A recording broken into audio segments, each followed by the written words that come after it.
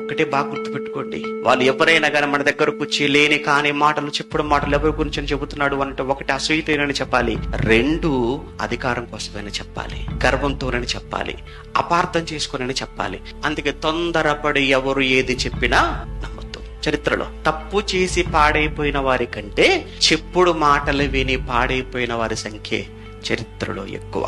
ఎందుకంటే ఎందుకు మాట్లాడాలి? వాళ్ళు చెప్పారు, ఎందుకు నమ్మాలి?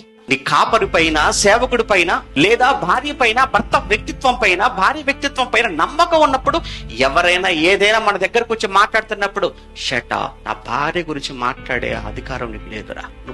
నువ్వెవరమ్మా నా భార్య గురించి చెప్పడానికి? నా అత్త గురించి నువ్వెవరమ్మా చెప్పడానికి? నా అత్తడు నాకు తెలీదా?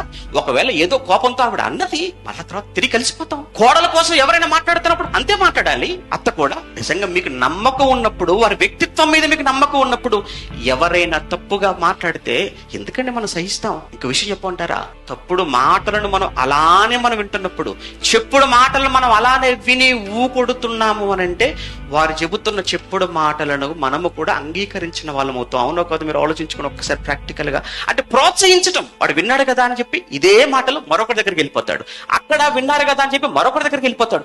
ఇలా మొత్తం సంఘం అంతా, కుటుంబాలని, ఈ సమాజం అంతా కూడా ఏమైపోతుందో ఒక్కసారి మీరు ప్రాక్టికల్ గా ఆలోచించండి.